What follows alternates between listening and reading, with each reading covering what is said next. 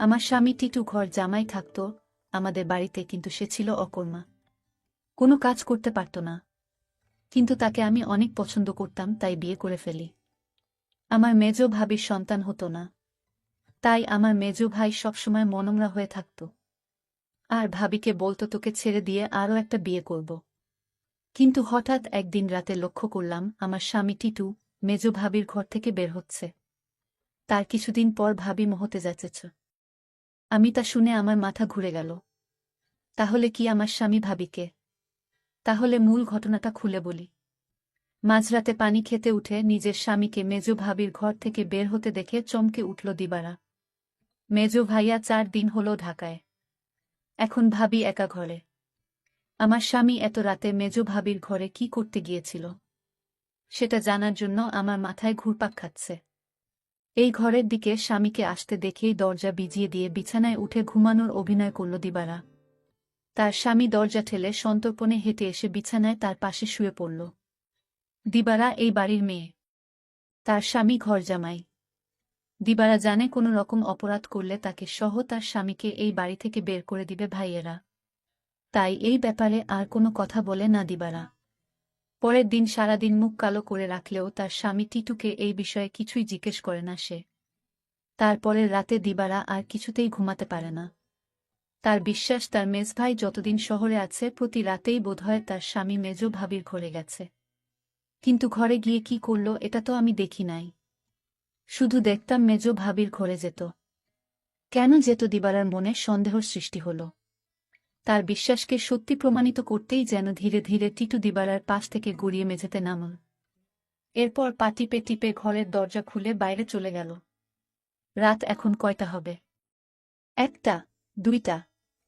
টিটু কোনো কাজ না জোগাড় করতে পারায় ভাইদের উপর নির্ভর করেই বেঁচে আছে তারা দুজন। দিবারা টিটুর এই অর্থ উপার্জনের অক্ষমতাটাই পুষিয়ে দেয়, সারাদিন গাধার মতো বাড়ির কাজ করে।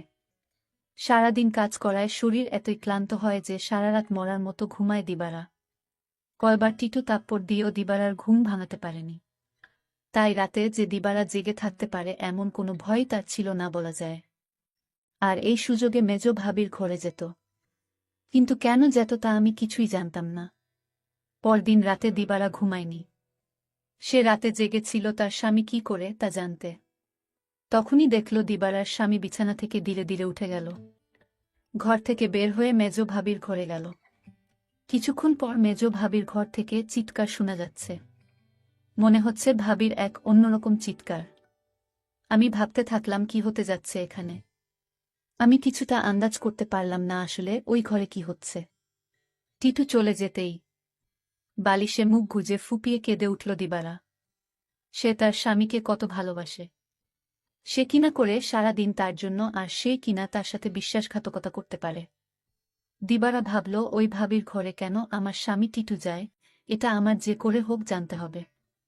পরের 2 রাত অনেক চেষ্টা করেও জেগে থাকতে পারল না দিবারা। সারাদিনের কাজের ধকলে এতই ক্লান্ত থাকত যে মাঝরাত পর্যন্ত বিছানায় শুয়ে জেগে থাকা তার পক্ষে অসম্ভব ছিল। তারপরে যখন মেজভাই চলে এলো তখন থেকে দিবারা কিছুটা নিশ্চিন্ত হল। তারও কয়েকদিন পর এক রাতে গভীর ঘুমে ঘুমিয়ে রয়েছে দিবারা। অনেক ধাক্কাধাক্কি করে তাকে উঠালো তার স্বামী টিটু। ঘুম জড়ানো ক্লান্ত কণ্ঠে দিবারা বলল, কি হয়েছে? এত রাইতে ডাকেন কেন? লাইটটা একটু জ্বালাও তো। সারাদিন কাম কইরা কুল পাই না। উনি আছেন তার চিন্তায়। এখন ঘুমান। এই বাড়ির সবচেয়ে অবস্থাপন্ন বলা যায় মেজু ভাই শহীদকে। তার স্ত্রীও অবস্থাসম্পন্ন ঘরের মেয়ে। শহীদ মিয়ার বড় চালের আড়তের ব্যবসা। গ্রামের দিকে হলেও শহীদের ঘরটা দেখার মতো। ইট সিমেন্টের দেয়াল আর টিনের দোচালা। তার ডান পাশে 2টো ইটের তৈরি ছাপড়া ঘরে থাকে ছোট ভাই বাদল আর বড় ভাই জলিল। তাদের 2টো ঘরের মুখোমুখি উঠান পেরিয়ে একটা টিন আর বাঁশের তৈরি ঘর। এখানেই দিবারা আর টিটুর সংসার। দিবারা খুব চিকন আর কালো হওয়াতে বাবা মায়ের মৃত্যুর পর 3 ভাই অনেক খুঁজেও কোনো পাত্র পায় না। শেষমেশ এক ভব ঘুরে ভাদাইমা গোছের এই টিটুকে ঘর জামাই হিসেবে আনে। ভেবেছিল টুকটাক কিছু কাজে তাকে লাগাবে। কিন্তু সে পুরোই অকর্মা। সেই দিনের প্রায় 1 মাস পর বাড়িতে বিরাট উৎসবের মতো আয়োজন হল। দিবারার ছোট ভাইয়ের 2টা আর বড় ভাইয়ের 3টা সন্তান হলেও মেজ ভাই বিয়ের 4 বছর পরেও সন্তানের মুখ দেখতে পারেননি। মেজ ভাই আরেকটা বিয়ে করবেন কিনা এটা নিয়ে চিন্তা ভাবনা করছিলেন। যে স্ত্রী তাকে সন্তানের মুখ দেখাতে পারবে, মেজ বউকে তাহলে এই বাড়ি ছেড়ে চলে যেতে হতো। ঠিক এই সময়েই আনন্দ সংবাদটা পেল সবাই। মেজ বৌমা হতে চলেছে। মেজ ভাইয়া আর ভাবির আনন্দ দেখে কে। এই উপলক্ষেই এই উৎসব আয়োজন। দিবারা যখন আনন্দের সাথে টিটুকে এই খবরটা দিল তখন সে সামান্য একটু মুচকি হেসে বলল, ভালোই তো। শুনছিলাম কোনো ফকিরের কাছ থেকে পানি পড়া নিচ্ছে। ফকিরটা কামেল। সেও কি যাবে নাকি সেই ফকিরের কাছে? কোথায় থাকে সে? যেখানেই থাকুক, তুমি যাবে কি না সেটা বলো। দিবারা বলল, আমার দরকার নাই। আমি সবই বুঝি, তুমি ভাবিরে ফকিরের কাছ থেকে পানি পড়া এনে দাও, এটা তোমার বানানো কথা। এটা আমি বিশ্বাস করি না। দিবারা আরও বলল, আমি একদিন তোমার এই রহস্য খুঁজে বের করব। আর যেদিন তুমি ধরা পড়বে সেদিন বুঝতে পারবে তোমার কি অবস্থা হয়। টিটু তখন বলেছিল, তুমি আমারে বিশ্বাস করো না। দিবারা বলল, করি, কিন্তু তুমি তোমার প্রতি আমার বিশ্বাস দিন দিন উঠে যাচ্ছে। যতদিন পর্যন্ত আমি জানতে না পারবো তুমি মেজ ভাবির ঘরে কেন যাও, ততদিন পর্যন্ত তোমার প্রতি আমার আর বিশ্বাস হবে আর হবে না। দিবারা এই কথা বলে ঘুমাতে গেল। তার স্বামী টিটুও তার সাথে শোয়া ছিল, কিন্তু হঠাৎ করেই দেখল তার স্বামী বিছানায় নাই। তখন দিবারা চিন্তা পড়ে গেল, আজও চলে গেল। ভাবির রুম থেকে এক প্রকার চিৎকার আসতে শুরু করল। আমি কিছুই বুঝতে পারলাম না, এটা কিসের চিৎকার। মনে হচ্ছে মেয়েলি কণ্ঠ। প্রায় 1 ঘণ্টা পর দিবারা দেখতে ফেল মেজ ভাবির রুম থেকে বের হতে। দিবারার মনে দিন দিন সন্দেহ বাড়তে লাগল। তারপর দিবারা ভাবল, একদিন আমি জানালা দিয়ে দেখব তারা কি করে। দিবারার স্বামী দিন দিন দিবারার প্রতি কমে যাচ্ছে। কিন্তু আজ 2 দিন যাবৎ দিবারার স্বামী মেজ ভাবির রুমে যাচ্ছে না, সেটা লক্ষ্য করল দিবারা। দিবারা তার স্বামী টিটুকে জিজ্ঞেস করল, কই, আজকাল তো তোমায় আর দেখি না ভাবির রুমে যেতে। তার স্বামী টিটু তাকে একটা তাপ্পড় মেয়ে বলল, তোমার বাবার বাড়ি থাকি বলে তুমি কি আমায় যা বলবে তাই মনে করবে? সবকিছুর ভিতর শুধু কি তোমার অধিকার আছে, আমার নেই? এর মধ্যে হঠাৎ খবর আসলো মেজ ভাবি মা হতে চলেছে। দিবারা সেটা শুনে থমকে গেল, কারণ মেজ ভাবির স্বামী মানে আমার মেজ ভাইয়ার তো সমস্যা ছিল। তাহলে কিভাবে সে মা হতে চলল? আমার মাথায় কোনো কাজ করছে না। আমার মনে সন্দেহ হতে লাগল। দিবারা তার স্বামীকে বলল, আপনি এখন আর দেখি দিবারার রুমে যান না কেন? কখন কি করব সেটা আমার ব্যাপার। যাই হোক, আমি এবার অপেক্ষায় আছি কখন আবার আমার স্বামী তার রুমে যায় সেই প্রতীক্ষায়। এর কিছুদিন পর তার স্বামী টিটু ভাবির রুমে গেল। তারপর আমি জানালা দিয়ে যা দেখলাম তা দেখে আমার চোখ ছানা বড়া হয়ে গেল। দিবারা এই দৃশ্য দেখে সে বিছানায় শুয়ে কান্না করতে লাগল। ঠিক তখনই আমার স্বামী টিটু আমার রুমে এসে পড়ল আর আমায় বলতে লাগল, আরে শাহানা, লাইট জ্বালাও না, দেখ কি দেই। বিরক্ত হয়েই বিছানা থেকে নেমে লাইট জ্বালালো দিবারা। তারপর চকিতে এসে বসল। টিটু তার সবগুলো দাঁত বের করে হেসে পাঞ্জাবির পকেট থেকে এক জোড়া চুড়ি বের করল। আরেকটু কাছে আসো, পরায়া দেই। চুড়িগুলো দেখেই চিনল দিবারা এগুলো স্বর্ণের। আর এর মালিক যে মেজ ভাবি ছাড়া কেউ না, তাও সে ভালো করে জানে। সে ভয়ে ভয়ে ফিসফিস করে বলল, এগুলা তো মেজ ভাবির। তুমি পাইলা কই? আরে ভয় পাইও না, চুরি করি নাই। মেজ ভাবি আমারে দিচ্ছে। বলো কি? সে কেন দেবে? তোমারে একটা কথা কই। কই কই কইরাও এতদিন কইতে পারি নাই শর্মে। ভাবছিলাম তুমি আমারে ভুল বুঝবা, কিন্তু তোমারে আমি কি কিছু গোপন করি বলো? ভুল বুঝো না বউ।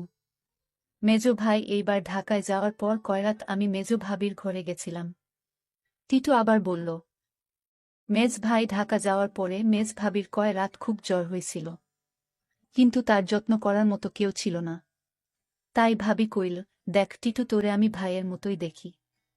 আমার সারাদিন ভালো লাগে, খালি একটু দুর্বলতা থাকে, কিন্তু রাত হইলেই জ্বর বাড়ে। তুই কি রাইতে আইসা আমার মাথায় একটু পানি ঢালতে পারবি? দিবারা অবাক হয়ে বলল, আমারে কইতে পারত। ছোট ভাবি, বড় ভাবি আছে, তোমারে কইল কেন? আমারে সারা দিনে জ্বরের কথা একবারও কইল না। টিটু মুখটাকে মলিন করে বলল, দেখলা, সব আমার কপালের দোষ। আমি জানতাম তুমি আমারে সন্দেহ করবা।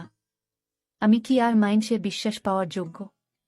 দিবারা এবার কাঁদো কাঁদো হয়ে বলল, না গো, আমি ওইটা বলি নাই। আমি তোমারে বিশ্বাস করুম না তো কারে করুম কও? তুমি ছাড়া আমার আর কেরা আছে? তুমি আমারে ঠকাইবা ফিরিসতা আইসা কইলেও বিশ্বাস করুম না। এই না হইলে আমার বউ। শুনো, ভাবিরে কইলাম দিবারারে পাঠায় দিবনে। ভাবি কইল, আহা, বেচারি সংসারটার লাইগা কাজ কইরা সারাদিন মরতাছে, তারে আবার রাইতে ত্যাক্ত করা কেন? দিবারা জানে যে আমি তোমারে ভাই মানি। তুমিই আইসো। দিবারা কিছুই মনে করবে না জানলেও। ওর মন এত নষ্ট না। তবুও আমি তোমারে কিছু কই নাই ডরে। তাছাড়া বুঝি তো পরের বাড়িতে থাকি। বেশি তর্ক মানায় না। এই জন্যই আমি তোমার ভাবির রুমে গেলাম চুপি চুপি। কারণ রাতে তোমার ভাবির মাথায় পানি না দিলে কি তখন জ্বর ছাড়ত? আমি যদি ভাবির পাশে না থাকতাম আর মাথায় পানি না দিতাম তাহলে জ্বরে মইরা যাইত। এতদিনে ভাবিকে কবরস্থানে রেখে আসতে হতো। দিবারা তখন বলল, সবই বুঝলাম, কিন্তু একটা বিষয় আমার মাথায় ঢুকছে না। টিটু বলল, কি কথা তোমার মাথায় ঢুকছে না আমারে বলো। দিবারা তখন বলল, আমার মেজু ভাইয়ের সমস্যা ছিল, কিন্তু সে কিভাবে মা হতে চলেছে। আর ভাবির ঘর থেকে কিসের আওয়াজ আসত। টিটু তখন বলল, তুমি দেহি আবার আমাকে সন্দেহ করতেছ। এই সন্দেহটা তোমাকে দূর করে দেই। তোমার মেজো ভাবি একদিন আমায় বলল, আমার সংসারটা মনে হয় টিকবে না। আমি বলেছিলাম, কেন টিকবে না? কারণ আমার কোনো সন্তান নেই। তাই স্বামী আরেকটা বিয়ে করতে পারে বলে আমায় বলল। আর তখনই আমি বলেছিলাম, তোমার ভাবিকে শোনো, তুমি কিছু চিন্তা করো না, আমি সব ব্যবস্থা করতাছি। আমি তখন এক ফকির বাবার কাছে গেলাম। ভাবির সমস্যাগুলো খুলে বললাম। ফকির বাবা বলল, আমি তোমায় এক গ্লাস পানি পড়া দিব। সেটা 2-3 ফুটা করে সপ্তাহখানে খেতে হবে। তাও নিজ হাতে খেলে হবে না, তার স্বামী তাকে কাওয়াই দিতে হবে। তখন তো বড় ভাই বাড়িতে ছিল না। আমি কোনো উপায় না পেয়ে এক গ্লাস পানি পড়া নিয়ে আসলাম। আর এই ফকির বাবার পানি পড়া খেয়ে আল্লাহর রহমতে সে সন্তান লাভ করেছে, বুঝলে এবার দিবারা। আর তোমার ভাবির ঘর থেকে যে শব্দ আসত সেটা ছিল এলইডির শব্দ। তুমি তো শুধু শুধু আমায় সন্দেহ করতে। দিবারার চোখ ভিজে উঠে।